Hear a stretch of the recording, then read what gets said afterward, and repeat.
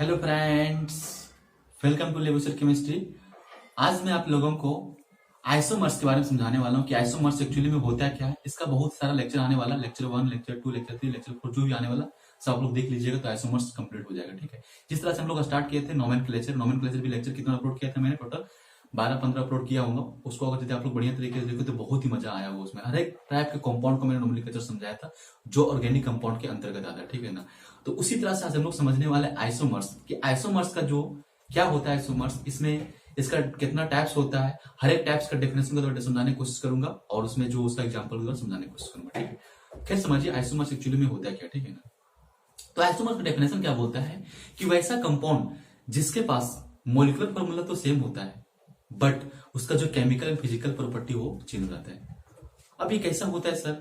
तो ये ऐसा इसलिए होता है क्योंकि जो कंपाउंड का जो अरेंजमेंट होता है ना, जैसे देखिए मेरे पास दोनों हाथ है ना, ये हाथ के पास दोनों के पास तो वेट सेम है, इसके पास भी 2 kg, इसके पास भी 3 kg, बट इन लोगों का जो अरेंजमेंट है, देखिए सब समझ यहाँ पे ध्यान दीजिए।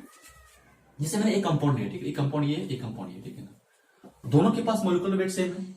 सपोज दैट मैंने क्या किया, मैंने थोड़ा समझने की कोशिश कीजिए, ध्यान तो समझिए कुछ। जैसे मैंने लिया कंपाउंड लिया, जैसे मैंने लिया ए को लिया, ठीक है ना, ए ले लिया और एक बी ले लिया, ठीक है, एक बी ले लिया, ठीक है ना, एक को बी ले लिया, बट बी जो मैंने लिया ना उसको मैंने क्या किया, वर्ग में ले लिया, इसको मैंने सर्कल में, इसको वर्ग में लिया। ठीक है, तो दोनों के पास तो मोलिकुलर वेट तो सेम है, दोनों के पास मोलिकुलर फॉर्मूला सेम है। अब ये भी बात याद रखिएगा कि अगर इसके पास मोलिकुलर फॉर्मूला सेम होगा ना तो 100% इसके पास मोलिकुलर वेट भी सेम होने वाला है, डिफरेंट नहीं होने वाला। ठीक है ना, बात समझ रहे हैं ना। तो मोलिकुलर फॉर्मूला दोनों के पास सेम है बट ये दोनों का जो अरेंजमेंट है, एक कंपाउंड को जो लोग अरेंज किए हैं, इसमें किस चीज में अरेंज किए, तो यहाँ पे हम लोग जो अरेंज किए हैं इसको वो सर्कल में, यहाँ पे सर्कल में किए बट यहाँ पे स्क्वायर में किए, तो इसी की वजह से इसका जो केमिकल प्रॉपर्टीज हो जाएगा, इसका केमिकल एंड फिजिकल प्रॉपर्टी जो हो जाएगा पीपी, ठीक है, और इसका भी सीपी और इसका पीपी। ठीक है, ये दोनों क्या हो जाएगा, डिफरेंट। क्यों डिफरेंट हो गया, अब दिमाग में थोड़ा बहुत समझ में आ गया क्यों डिफरेंट हो गया। क्योंकि सर इसका जो अरेंजमेंट है ना सर, इसमें जो कंपाउंड बी हम लोग लिए हैं उसको लिए हैं स्क्वायर में, बट यहाँ पे जो कंपाउंड हम लोग ये लिए इसको सर्कल में लिए, इसीलिए इसका अरेंजमेंट की वजह से जो इसका फिजिकल और केमिकल प्रॉपर्टी क्या हो गया सर, तो डिफरेंट हो गया, बट इसका मोलिकुलर फॉर्मूला क्या है सर, तो सेम। इसी को हम लोग क्या बोलते हैं, आइसोमर्स, और इसी फेनोमेना को हम लोग क्या बोल देंगे, आइसोमरिज्म। आई होप आप लोग को समझ में आ गया हो कि आइसोमरिज्म क्या होता है, आइसोमर्स क्या होता है, यही फंडा है। और इसी फंडा को हम लोग डिस्कस करने वाले और समझने वाले कि आइसोमर्स किस तरह कैटेगराइज किया गया है। एक आइसोमर्स क्या होता है, स्ट्रक्चर आइसोमर, दूसरा क्या होता है, स्टीरियो आइसोमर्स। स्ट्रक्चर आइसोमर्स को मतलब डिवाइड करेंगे तो उसमें 5-6 टाइप आता है। उसके बाद हम लोग स्टीरियो आइसोमर्स डिवाइड करेंगे तो उसमें 2 टाइप आता है, जिसमें कन्फिगरेशनल होता है, और एक होता है कन्फॉर्मेशन। कन्फिगरेशनल को 2 टाइप्स में होता है, एक तो ऑप्टिकल होता है और एक तो ज्योमेट्रिकल होता है। खैर ऑप्टिकल ज्योमेट्रिकल जो है वो 11th के बेसिस पर नहीं है, एक तो 12th में पढ़ना पड़ता है। बट मैं क्या करूंगा, सारा का सारा जो आइसोमरिज्म का टॉपिक जो होने वाला है वो इसी वीडियो में, आने की इसी लेक्चर में नहीं तो बट जितना सारा लेक्चर में आप लोग प्लेलिस्ट बना दूंगा, वहां पे सारा जो लेक्चर आने वाला 1 2 3 4 5 6 जो आने वाला सब में डिस्कस करने वाला हूँ और साथ ही साथ आप लोग को बढ़िया तरीके से समझाने वाला हूँ। ठीक है ना, तो आज स्टार्ट करते हैं हम लोग पहले आइसोमरिज्म में। ठीक, आप लोगों को डेफिनेशन तो समझ में आ गया कि आइसोमरिज्म आखिर होता क्या। ठीक है ना, फिर से मैं हेडिंग लगाता हूँ, क्या लिखता हूँ मैं, आइसोमर्स। क्या लगा दिया, टपका, मतलब क्वेश्चन एग्जाम में आएगा, आइसोमर्स। ठीक है, इसी फेनोमेना को हम आइसोमरिज्म बोलते हैं। ठीक है, क्या बोलते हैं, आइसोमरिज्म, इस फेनोमेना को बोलते हैं। ठीक है, तो यहाँ पर लिख सकते हैं इस तरह से। अगर देखिए सबसे पहले मैं क्या करता हूँ, डेफिनेशन में बाद में लिखा दूंगा। ठीक है ना, पहले क्या उसको मैं कैटेगराइज करता हूँ, एक हर एक टॉपिक को समझाने की कोशिश करता हूँ। ठीक है ना, डेफिनेशन में बाद में लिखा दूँ। देखिए आइसोमर्स को जो कैटेगराइज किया, इसका डेफिनेशन समझ में आना कि वैसा कंपाउंड जिसके पास मोलिकुलर फॉर्मूला सेम है बट उसका फिजिकल केमिकल प्रॉपर्टी क्या हो, चेंज हो जाए, यानी डिफरेंट हो जाए। ठीक है, उसी को क्या बोल देंगे, आइसोमर्स बोल देंगे। ठीक, देखिए एक क्या होता है, स्ट्रक्चरल आइसोमर्स। क्या होता है, स्ट्रक्चरल स्ट्रक्चरल आइसोमर्स। ठीक है, एक क्या होता है, स्टीरियो स्टीरियो स्टीरियो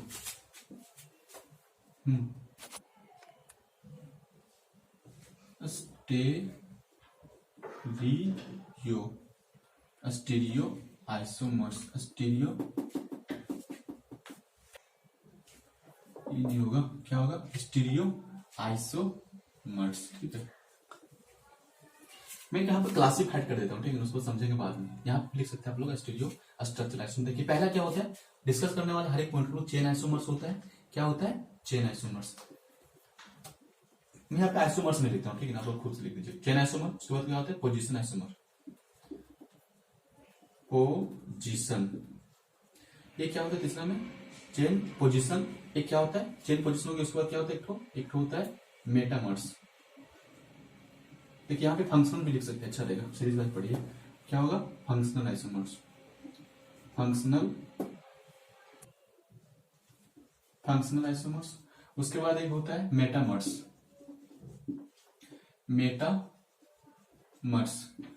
ये क्या होता है। उसके बाद टोटोमरिज्म, बोल सकते हैं, मर्स भी बोल सकते हैं, ठीक है।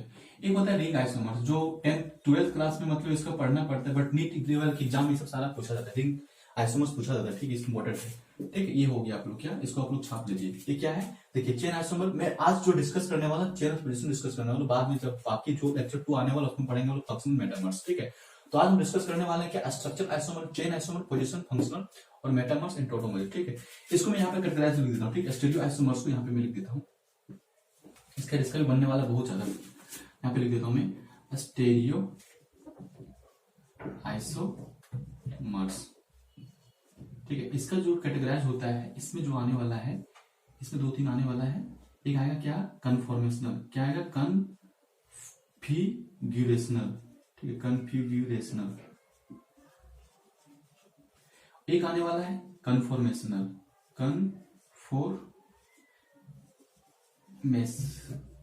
कन्फॉर्मेशन, ठीक है।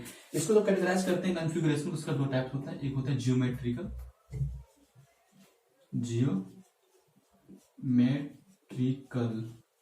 एक होता है ऑप्टिकल। ये सारा टाइप इसका होता है, ठीक है। इसका स्टीरियो मैं नहीं आप समझा दे, ठीक। तो ये जो होता है आइसोमर्स का जो कैटेगराइज होता है, पहला क्या होता है स्ट्रक्चर आइसोमर्स। स्ट्रक्चर आइसोमर जो कैटेगराइज किया इसमें आता है chain isomer, position isomer, functional isomers, metamers, metamers भी बोल सकते हैं, टोटोमर्स भी बोल सकते हैं, और रिंग आइसोमर्स होता है तो नीट लेवल एग्जामिनेशन ज्यादा आता है, ठीक है। उसके बाद स्टीरियो आइसोमर्स जो कैटेगराइज किया जाता है, इसका 2 टाइप्स होता है, एक कन्फिगरेशनल आइसोमर्स, एक कन्फॉर्मेशनल आइसोमर, ठीक है। कन्फिगरेशनल आइसोमर्स जो कैटेगराइज किया जाता है जियोमेट्रिकल, एक ऑप्टिकल आता है, ठीक। तो ये सब सारा टॉपिक जो हम लोग डिटेल में समझने वाले, लेक्चर 1 लेक्चर 2 आएगा जो सीरीज, उसमें समझने वाले हैं। बट आज हम जो डिस्कस करने वाले हैं चेन आइसोमर, पोजीशन आइसोमर समझने वाले हैं, ठीक है ना। खैर आप लोग को मैंने बता दिया कि आइसोमर्स एक्चुअली में होता है क्या, आप लोग समझ में आ गया हो, ठीक। आइसोमर्स किसको बोलते हैं, तो यहाँ पे मैं लिख देता हूं दी कंपाउंड्स,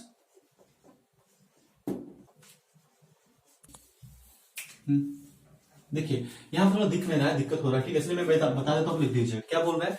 देख थोड़ा ध्यान से लिखिएगा, द आइसोमर्स, या तो इसको लिख दीजिए the compounds having the same molecular formula but different ये फिजिकल एंड केमिकल प्रॉपर्टी, ठीक। मतलब ऐसा कंपाउंड जिसके पास सेम हो जाएगा मॉलिक्यूलर फॉर्मूला MF, ठीक है ना, बट डिफरेंट जो हो जाएगा इसका क्या होने वाला है chemical physical properties, physical and chemical properties, ये क्या हो जाएगा डिफरेंट हो जाएगा, ठीक। निश्चित हम लोग क्या बोल देंगे, इसको आप लोग खुद से लिख लीजिएगा, ठीक है, अच्छा है, क्योंकि जगह यहाँ पे बच नहीं पा रहा, ठीक है। मतलब ऐसा कि आइसोमर्स उसको बोलते हैं कि the compounds having the same molecular formula but different physical and chemical properties is called isomers and this phenomena is called isomerism, ठीक है। अगर बोलते हैं आइसोमरिज्म उसको बोलते हैं, तो इस फेनोमेना को हम लोग क्या बोलते हैं आइसोमरिज्म बोलते हैं, ठीक है ना। जो हम डिस्कस करने वाले हैं आज स्ट्रक्चरल आइसोमर्स का चेन एंड पोजीशन डिस्कस करने वाले, ठीक है। तो इसको आप लोग उतार लिए होंगे, मैं इसको मिटाता हूं, उसको डिस्कस करता हूं स्ट्रक्चरल आइसोमर्स। देखिए समझिए स्ट्रक्चर आइसोमर्स का डेफिनेशन ये बोलता है the compounds having the same molecular formula. एक बात हमेशा याद रखना आप लोगों को, आइसोमर्स का एक्चुअली में होता क्या है कि आइसोमर्स के पास जो होता है ना, हर एक कंपाउंड के पास अगर सेम मॉलिक्यूलर फॉर्मूला होगा तभी वो आइसोमर्स होगा।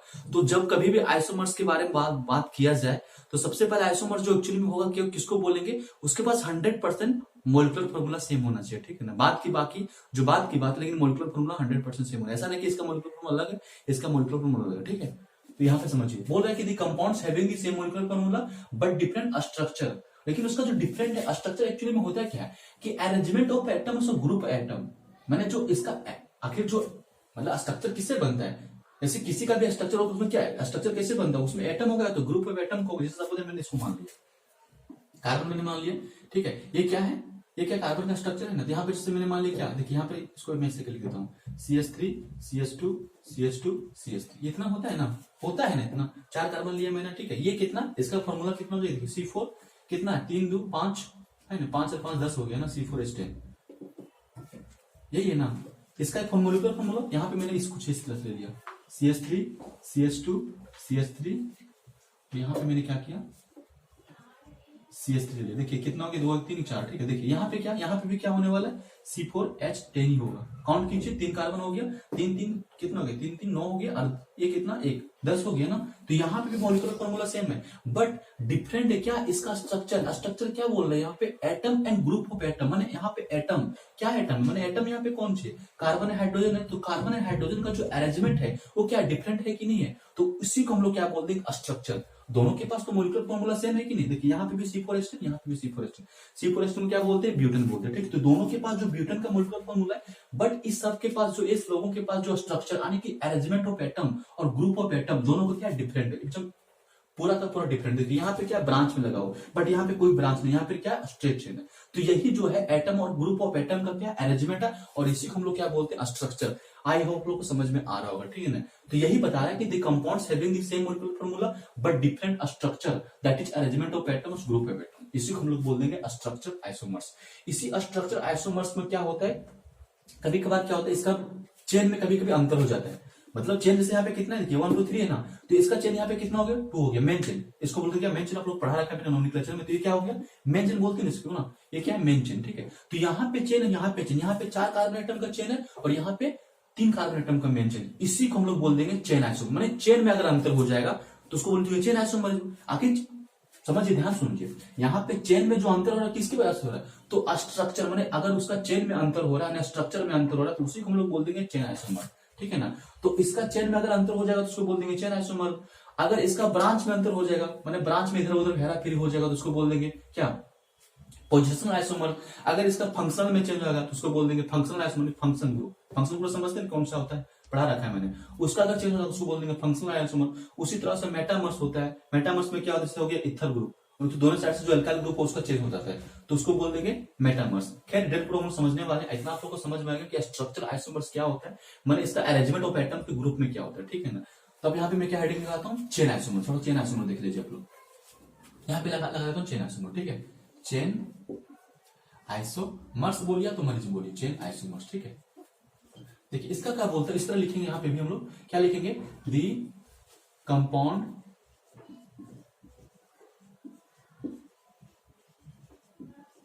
having the same molecular formula but different in main chain भी बोल सकते हैं आप लोग, यहाँ पे डिफरेंट इन मेन चेन। अब मेन चेन में आप लोग पढ़ा रखा, समझा रखा मेन चेन को, या तो इसको बोल सकते हैं पेरेंट चेन। क्या बोल सकते हैं, पेरेंट चेन, ठीक है। यही होता है, क्या बोल रहा है कि the compounds having the same molecular formula but different main chain. Main chain मतलब समझते हैं ना, and parent chain. Main chain को कार्बन कार्बन का जो बहुत लंबा लंबा चेन बनता है, मैंने बताया था लॉन्गे चेन। नोमेनक्लेचर याद कीजिए, नोमेनक्लेचर मैंने समझा रखा था कि मेन चेन किसको बोलते हैं, पेरेंट किसको बोलते हैं, वहां पर डिटेल मैंने समझा रखा, वहां पर मैंने ये भी बताया था कि ब्रांच हम लोग किसको बोलते हैं। तो ये क्या हो गया, मेन चेन हो गया, हुआ ना, माने इसका जो कार्बन कार्बन की संख्या जो इसको बोलते हैं मेन चेन बोलते हैं, ठीक है। तो ये मेन चेन हो गया।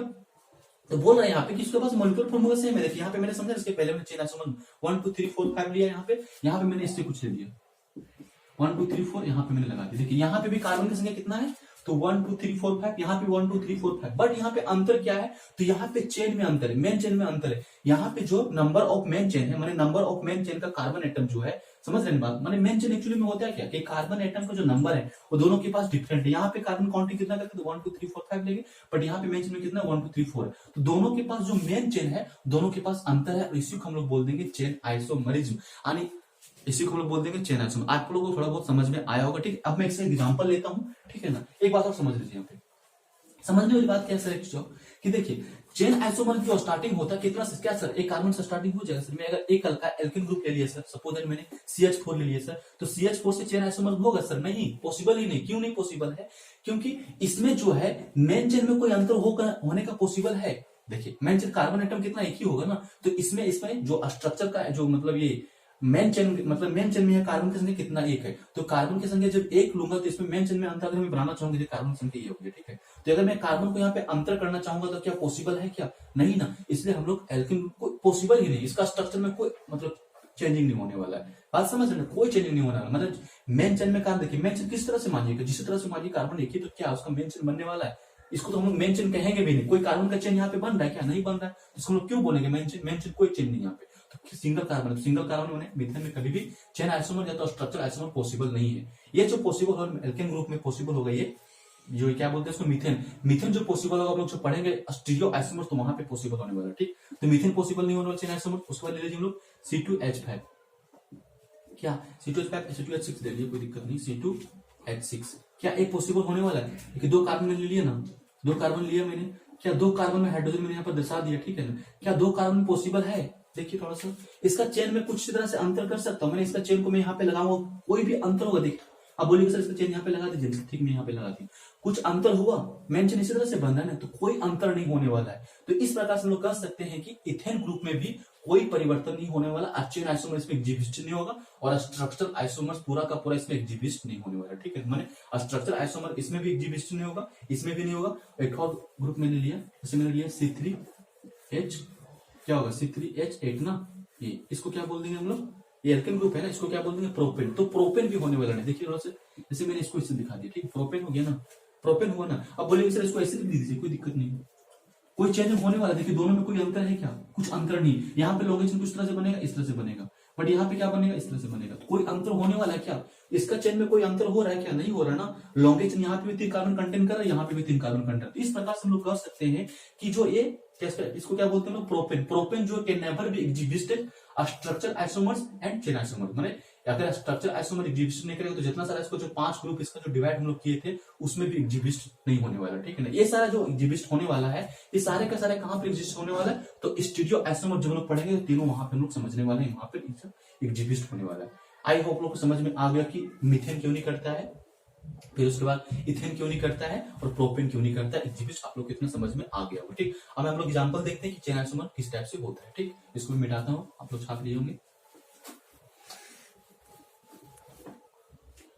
देखिए इसका जो मैंने लिया है क्या है, इसको क्या बोलेंगे, ब्यूटेन ग्रुप बोलेंगे। ठीक है, देखिए अगर आप लोग को नामकरण करने में दिक्कत हो रहा है कि सर इसका नाम क्या बोलते, तो मैंने इस पर भी वीडियो आप लोग को बना चुका हूँ। ठीक है, आप लोग सर्च कीजिएगा जाके वहां पे, जैसे आप लोग सर्च कीजिएगा, मतलब लिखिएगा वहां पे नोमेनक्लेचर में लिखिएगा इस तरह से कि saturated unsaturated hydrocarbon by laboratory chemistry, वहां पर मैंने समझा रखा। ठीक है, मिल जाएगा ठीक है, तो फिर आप लोग जाके हर एक टॉपिक सर्च कीजिए तो मिल जाने वाला। ठीक है ना, देखिए इसको क्या बोलते हैं हम लोग, तो C4 को क्या बोलते हैं, ब्यूटेन बोलते हैं। क्या बोल देंगे, ब्यूटेन। ठीक है, तो इसमें कितना चेन आइसोमर पॉसिबल होने वाला देखते हैं। ठीक है, ध्यान दीजिए, पहले 4 कार्बन ले लेते हैं, 1 2 3 4 बन लीजिए। ठीक, यहाँ पे कितना ले लेते, यहाँ पे लेते 1 2 3 4 4 ही लिया ना, हाइड्रोजन बचा दे तो देखिए इतना हाइड्रोजन दर्शाने की जरूरत नहीं है, आप लोग थोड़ा समझ जाइएगा। यहाँ पे लूंगा क्या, CH3, यहाँ पे क्या लेने वाला CH2, यहाँ पे क्या लेने वाला CH2 और यहाँ पे क्या लेने वाला CH3। ठीक, 4 कार्बन हो गया ना, ये क्या है 4 कार्बन, इसको क्या बोल देंगे, नॉर्मल ब्यूटेन बोल देंगे। ठीक, क्या बोलेंगे, नॉर्मल ब्यूटेन। ठीक है, पॉसिबल है ना, चलिए ठीक है, समझ में आ गया। इसमें 4 कार्बन लिया, बट यहाँ पे देखिए कोई मतलब कुछ चेंजिंग हो रहा है क्या, चेन आइसोमर दोनों में कुछ अंतर है क्या, नहीं सर। ऐसा मैं कर रहा हूँ, एक ब्रांच बना देता हूँ। यहाँ पे मैंने क्या ब्रांच बना दी, क्या लिया है CH3, यहाँ पे CH3, यहाँ पे CH और यहाँ पे CH3। समझ रहे, यहाँ पे कितना 2 1 2 3 4। ठीक है, हाइड्रोजन ग्रुप है। ठीक, इतना समझ में आ रहा है आप लोगों को ना।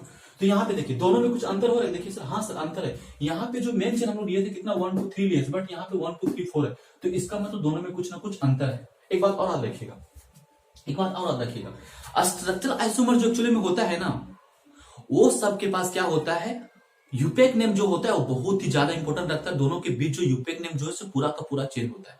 एक बात हमेशा रखिएगा, स्ट्रक्चर आइसोमर्स के पीस एक चीज और क्या होता है कि उसके पास तो मॉलिक्यूलर फॉर्मूला तो सेम होता है, बट उसके साथ साथ अगर स्ट्रक्चर फॉर्मूला डिफरेंट होता है, उसके साथ साथ में अगर स्ट्रक्चर डिफरेंट होता है, स्ट्रक्चर क्या बोलता है कि अरेंजमेंट ऑफ एटम्स ग्रुप अगर वे डिफरेंट हो जाएगा तो उसका जो यूपेक नेम हो तो 100% चेंज होने वाला है। एक बात और याद रखिएगा कि स्ट्रक्चर आइसोमर जितना हम लोग देखने वाले, जितना स्ट्रक्चर आइसोमर देखने वाले, उस सारे के पास क्या होगा, यूपेक नेम पूरा का पूरा डिफरेंट होने वाला है। यूपेक नेम कभी सेम नहीं होने वाला, मॉलिक्यूलर फॉर्मूला तो सेम होगा बट यूपेक नेम सेम नहीं होने वाला। ठीक है ना, बात समझ रहे ना। तो यहाँ पे मैंने क्या बताया, नॉर्मल ब्यूटेन, तो यहाँ पे क्या हो जाएगा, देखिए यहाँ पर इसका नाम लेकर लिखना चाहूंगा मैं, ये तो क्या हो गया कॉमन है, बट अगर मैं इसको यूपेक लिखना चाहूँ क्या होगा, 1 2 3 4 क्या बोलते ब्यूटेन, यहाँ पे ब्यूटेन ही हो जाएगा ना। खैर यहाँ पे तो कॉमन यूपेक नेम कॉमन में कोई अंतर तो हो नहीं रहा है। यहाँ पे देखिए यहाँ पे क्या होने वाला है, 1 2 3, इसको क्या बोलेंगे 3। तो इतना मैंने आप लोग बता रखा कि मतलब जो कॉमन नेम होता है उसमें लोग क्या करते हैं, सारे के सारे कार्बन को काउंट करते हैं। यहाँ पे सारे कार्बन को काउंट करेंगे 1 2 3 4 4 क्या बोलते हैं, ब्यूटेन। क्या बोलेंगे, ब्यूटेन। ठीक है, एक बात यहाँ पे और समझने के काम आएगा, क्या क्या समझने में आएगा सर, कि अगर दूसरा 2 डिग्री कार्बन पे, यानी कार्बन यहाँ पे कितना, दूसरा, पहला दूसरा कार्बन, अगर दूसरा कार्बन पे एक ब्रांच बन जाए, किसका ब्रांच बने, अल्काइल ग्रुप, तो उसको क्या बोलते हैं, आइसो, क्या बोलते हैं, आइसो। तो ये क्या हो जाएगा, आइसोब्यूटेन। इसको क्या मैंने पढ़ा रखा है, ठीक है, तो इसको क्या बोल देंगे, आइसोब्यूटेन, क्या बोल देंगे, आइसो। बट इसका यूपेक नेम जो होने वाला क्या हो जाएगा, तो 1 2 काउंट करेंगे, 1 2 क्या हो जाएगा, 2 मिथाइल, इसको बहुत डिटेल से मैंने पढ़ाया था, 1 2 3 4 1 2 3 है ना, 3 क्या बोलते हैं हम लोग, प्रोपेन, तो हो जाएगा ये। फिर राइटिंग जो है थोड़ा सा खराब बैठता है, क्या बोले प्रोपेन, ठीक है, ये हो जाएगा 2 मिथाइल प्रोपेन, इसका नाम हो जाएगा क्या, यूपेन। बट यहाँ पे क्या हो रहा है, ओनली प्रोपेन हो रहा है, ब्यूटेन हो रहा है, ठीक है। तो दोनों के बीच मैंने बता रखा, बार बता रहा हूँ कि स्ट्रक्चर आइसोमर्स के पास जो यूपेक नेम होगा वो बहुत ही ज्यादा चेंज होता है, मैंने पूरा का पूरा चेंज होगा, ठीक है ना।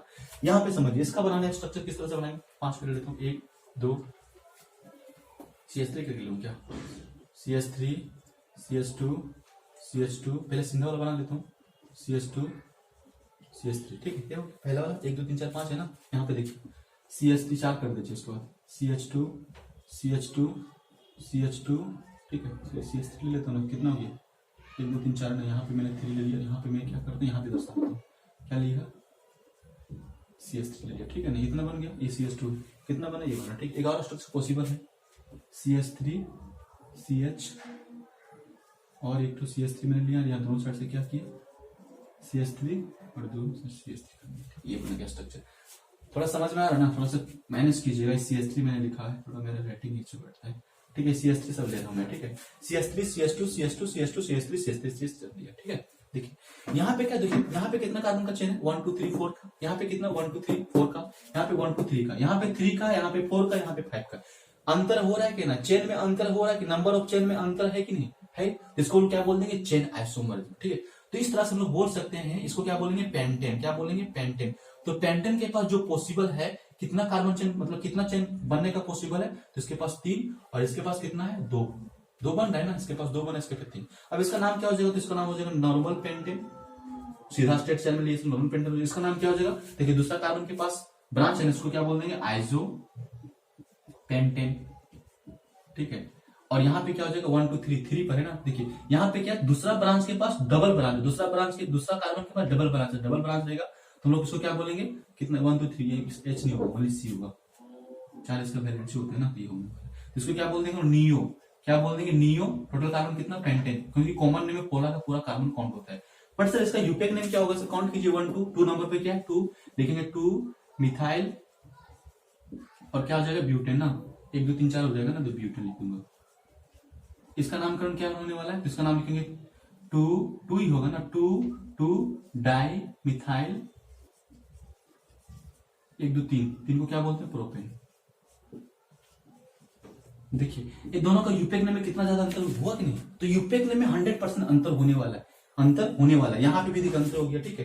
तो इतना समझ में आ गया होगा आप लोगों को कि जो होता है स्ट्रक्चर आइसोमर्स में यूपेक नेम में क्या होता है, मतलब यूपेक नेम तो अंतर ही होगा, पूरा का अंतर होने वाला है, ठीक। इसको आप लोग उतार लीजिए, ठीक है ना। अब मैं क्या करता हूँ, कितना पेंटेन हो गया ना, अब मैं क्या करता हूँ, 2 3 और बता देता हूँ। तो उसको बनाना पॉसिबल नहीं है, इसलिए आप लोग उसको आप देखिएगा, घर पे जाकर ट्रैक करके देखिए कि खुद से बनता है नहीं बनता, ठीक है ना। कौन कौन सा बच रहा है, ब्यूटेन हो गया, पेंटेन हो गया, ठीक है, हेक्सेन और हेप्टेन, ठीक है। हेक्सेन हेप्टेन को देख लीजिए, क्या होता है हेक्सेन का जो होता है ये 5 होता है, ठीक है। और हेप्टेन का जो होता है, यहां तक पूछने का चांस बनता है, हेप्टेन इसका कितना होता है, इसका 9 होता है, ठीक है। ये इसका चेन आइसोमर मैंने बता दिया ना, किसे मैंने बताया, तो मैंने आप लोगों को ब्यूटेन के बारे में बताया, ब्यूटेन कितना होता है, तो इसका सर 2 होता है। पेंटेन के बारे में बताया, पेंटेन कितना होता है, तो इसका 3 होता है, ठीक है। इसको आप देखिए, यहाँ तक इंपॉर्टेंट है, उसके बाद इंपॉर्टेंट नहीं, उसमें ज्यादा एग्जाम में नहीं पूछते, नीट लेवल तक यहाँ यहीं से आता है, तो नहीं आता, ठीक है ना। तो ब्यूटेन कितना 2 होता है, पेंटेन का 3, हेप्टेन का 5 और हेप्टेन का 9। इसको घर पर ट्रैक कीजिएगा, बस मैंने जो समझाया ना आप लोग को वही करना, कि मेन चेन में आप लोग क्या करना, अंतर कर देना। मैंने मेन चेन में जो नंबर ऑफ कार्बन जो होगा, मेन चेन उसी को बोलते हैं, उसमें क्या करना, ऊपर नीचे करके उसको अंतर कर दीजिएगा, ठीक है। तो इस प्रकार से मैंने क्या किया, चेन आइसोमर खत्म कर दिया। तो आज का वीडियो मैं खत्म करता हूँ, ठीक है। उसके बाद मैं कल जो स्टार्ट करूंगा पोजीशन ले लूंगा, उसके बाद पोजीशन में चेयर में दोनों कंपेरिजन करूंगा कि अगर दोनों आ जाए चेन और पोजीशन तो किसको ज्यादा प्रायोरिटी देना चाहिए, वो समझने वाले हैं कल का टॉपिक, ठीक है। तो आज के वीडियो कैसे खत्म करता हूँ, वीडियो कैसा लगा कमेंट बॉक्स में करके बताइए, ठीक है। ओके।